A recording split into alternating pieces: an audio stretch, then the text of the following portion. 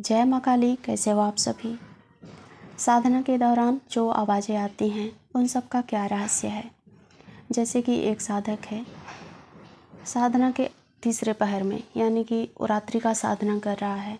साधना में बैठा होता है और उसके कान के पास ऐसा लगता है कि कोई औरत आकर ज़ोर ज़ोर से हंस रही है। कभी ऐसा लगता है कि कोई बच्चा उसके आसपास रो रहा है, घूम रहा है। कभी कोई बुजुर्ग आदमी चिल्ला रहा है। वो डर जाता है, उसके शरीर में सिहरन उठती है, उसको लगता है कि कोई भूत आ गया है।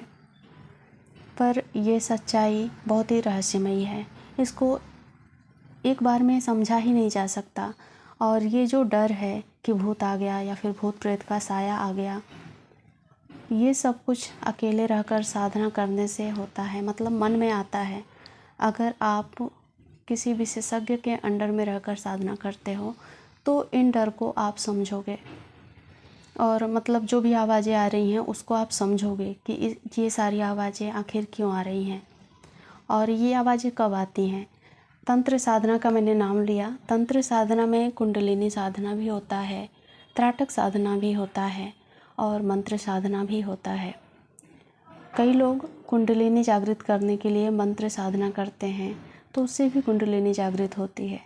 कुंडलिनी के लिए त्राटक भी किया जाता है और भी बहुत सारी पद्धति हैं जो कि अपनाकर कुंडलिनी जागृत की जा सकती है। तो विशेषतः मैं आज कुंडलिनी का ही बात करूंगी कि कुंडलिनी जब जागृत होने लगता है तो ये आवाज़ें आती हैं और इन आवाज़ों को हमारे शास्त्र में, तंत्र शास्त्र में शक्तिवाणी कहा गया है। और ये जो भी सिद्धि के संकेत होते हैं, जैसे जैसे हमारी साधना आगे बढ़ती है तो वो उस स्थिति पर डिपेंड करता है कि आपकी साधना कहाँ तक पहुँची है, आपको कौन सी आवाज़ सुनाई देगी, कौन सा अनुभव होगा। एक एक करके हम समझते हैं। तो कुंडलिनी शक्ति के दौरान जैसे कि हमारा मूलाधार चक्र जागृत हुआ, अब आपको आपकी जो पुनर्जन्म की यादें हैं, अब पिछले जन्म की जो यादें हैं, पुनर्जन्म नहीं, पिछले जन्म की जो यादें हैं, और ये जन्म एक जन्म का नहीं होगा, बहुत सारे जन्मों का। क्योंकि मूलाधार चक्र जो होता है वो हमारे पुराने जो संस्कार होते हैं उनको जागृत करता है, उनको स्वप्न के रूप में हमारे सामने लाएगा। ध्यान में बैठेंगे तो वही हमारी ही आवाज़ें होती हैं। जैसे कि हम पिछले जन्म में स्त्री हैं, कोई बच्चा है जो कि अल्प आयु में ही चला गया, या फिर कोई योद्धा है जो युद्ध लड़ता है, उसको वहाँ पर कुछ आदेश का पालन करना होता है, कभी गुस्से में रहता है, कभी खुश रहता है। तो ये सारी जो आवाज़ें होती हैं वो हमारे ही एक कहें कि ध्वनि नाद होती हैं, हमारे ही संस्कार होते हैं जो कि हमें ही सुनाई देते हैं। तो ये बाहरी आवाज़ नहीं होती हैं। ये प्रथम चरण होता है जब मूलाधार चक्र जागृत होता है। चूँकि हमारे भीतर ही, हमारे अंदर ही देव शक्तियों का वास होता है। देव शक्तियाँ कहीं बाहर नहीं होती, बाहरी रूप में ही होती, बाहरी रूप में तब होती हैं जब हम खुद को नहीं जानते हैं। चूँकि हम साधना के बाद खुद को जानने की कोशिश कर रहे हैं, साधना उसी के लिए कर रहे हैं, तो अब हम जो भी देव शक्तियाँ हैं उनको अपने अंदर अनुभव करेंगे। जैसे कि एक एक चक्र पर एक एक देवता और देवी का निवास बताया गया है। ये सब बातें जो है ना तंत्र शास्त्र में लिखी गई है, ये सिर्फ कही सुनी बातें नहीं हैं। तो इसका प्रमाण भी है, मतलब साधक लोग भी बताते हैं। ऐसा नहीं है कि हवा में कोई बात कर रही हूँ मैं, साधक लोग का अनुभव भी होता है, ऐसी आवाज़ें भी आती हैं, डर के साधना छोड़ देते हैं। तो वही आवाज़ें जो मैं बता रही हूँ उसको समझिएगा। जैसे कि हमारे मूलाधार चक्र पे हमारे गणेश जी का निवास स्थान बताया गया है। तो जब साधक का मूलाधार चक्र जागृत होगा तो उसको बेवजह की हंसी आएगी, उसके अपने अंदर हंसी का एक नाद सुनाई देगा। स्वादिष्ठान पे जब जाएगा तो वहाँ पर ब्रह्मा और सरस्वती का वास बताया गया है। तो वहाँ पर ब्रह्मा और सरस्वती का जो संवाद होता है, जो फुसफुसाहट के रूप में होता है, यानी कि वो लोग धीरे धीरे बात करते हैं और रचना करते हैं, तो वो फुसफुसाहट हमें सुनाई देगा ध्यान के दौरान। उसी तरह लक्ष्मी और विष्णु जो कि मणिपुर पर वास करते हैं, हृदय चक्र पे शिव पार्वती का प्रेम वास करता है। तो जैसे जैसे ये चक्र खुलते हैं तो इन सभी देवताओं की सूक्ष्म वाणी हमें सुनाई देती है। देखिए कितनी अच्छी बात है, जो साधक हैं वो कितना, जो अनंत ब्रह्मांड के रचयिता हैं उनकी आवाज़ें सुन पाते हैं सिर्फ कुंडलिनी शक्ति के द्वारा। और जैसे आप आगे बढ़ते हैं साधना में, आपके चक्र खुल गए, अब आप और आगे बढ़ गए, यानी कि साधना का स्तर और एक लेवल ऊपर चला गया। अब आपको यक्ष और किन्नर जो गंधर्व होते हैं, जिसका लोक बताया गया है कि उनको सिद्ध लोक कहा गया है, उसी में कुछ सिद्ध साधु संत, सिद्ध महापुरुष जो कि बहुत अच्छी सिद्धि लेकर मरे हैं, वो भी वहीं पर रहते हैं। तो अब हमारी आत्मा या तो ध्यान में या फिर स्वप्न के जरिए उस लोक की यात्रा करती है। तो वहाँ पर जो सिद्ध लोग होंगे उनको आशीर्वाद भी देते हैं, और वहाँ की जो ध्वनियाँ होती हैं, ये देखिए, ये जागृत अवस्था में कभी भी एक साधक महसूस नहीं कर पाएगा, या तो वो ध्यान में महसूस करेगा या फिर स्वप्न में। तो वही सारी आवाज़ें संगीत के रूप में आपको सुनाई देंगी।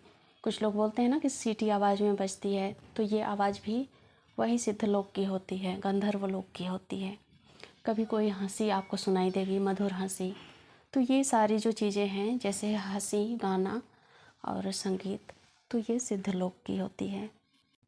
अब साधक जब सबसे ऊंचे स्तर पर पहुंच जाता है, जब उसकी कुंडलिनी आज्ञा चक्र पर या फिर सहस्रार चक्र तक पहुंचती है, तो वहाँ पर माँ आदि शक्ति से सीधा संवाद होता है।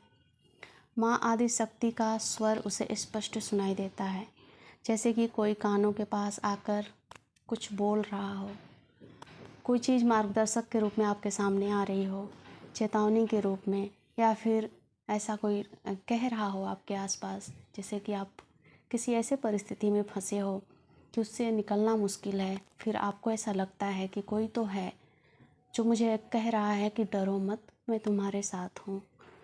तो ये सीधा संवाद होता है आदि शक्ति से, जब आपकी कुंडलिनी यहाँ तक पहुँचती है, आज्ञा और सहस्रार तक।